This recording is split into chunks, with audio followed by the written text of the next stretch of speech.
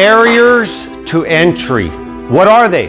Some of us have heard of that, many have not. I asked my employees who are all 32 years old and younger.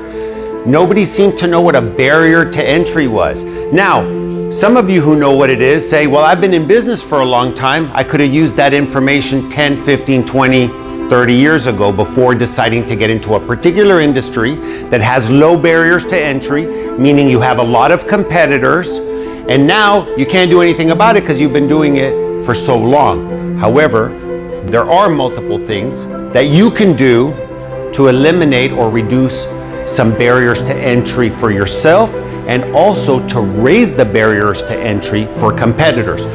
So first and foremost, what is a barrier to entry? Don't worry if you don't know. Economists and think tankers have argued about this for 50 years. The basic definition is something that can keep an entrepreneur or business person out of a particular industry because it's very difficult to get into. So some examples of barriers to entry include regulation. If you need certifications or government approvals or licenses, that is a barrier to entry. If you are in an industry that requires very expensive equipment, there's an economic barrier to entry because not everybody can compete against you because they have to go out and buy a bunch of equipment. There's, I would say, educational barriers to entry. You can't just start practicing medicine because you've been on, WebMD for 6 years trying to self-diagnose. You can, but sometimes you'll get caught and then you'll be on, America's Most Wanted. So those are barriers to entry. Well, look, I've been in marketing for 35 years. I would have maybe chosen a different industry had I felt that the barriers to entry were very small, very low, and I would get a lot of competitors. But then I got to thinking, well, Howie, just identifying barriers to entry is not going to be useful for a group of entrepreneurs.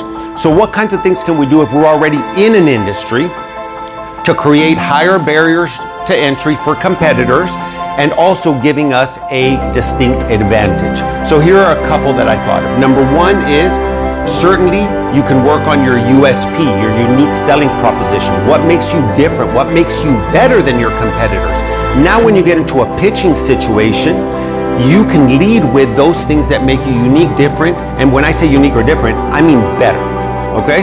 So if you're better than, your service is, if you're small, then you have a white glove service, which the big competitors can't do. What's a white glove service? You walk them through their entire process from beginning to end, and they get to deal with the owner, okay? You're not gonna get to deal with the owner if you're dealing with a multi-million-dollar corporation, okay? Working on your unique selling proposition will be a barrier to entry for your competitors in your space so they can't get to your price. Now you're raising the level of the walls. Another one is simply this. If you're gonna offer a new product or a new service, how do you get something that might be proprietary, something that nobody in this market has? I can look around the room and I can tell you both in IT, in pest control, and in other industries, even in HVAC with certain air filtration systems, there are certain things that have already been manufactured, the R&D is there, they don't have a distributor or seller of that product or service in San Antonio, and you're the only one, and maybe you get an exclusive agreement. And then you promote that. Now when somebody goes out and Googles and looks up the things that I do, search engine optimization, they only find one person that does that.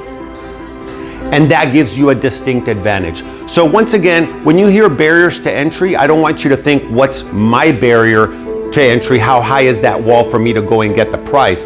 Assume you're already inside the walls and now you want to keep people out. So you have to be the ones who create the barriers to entry.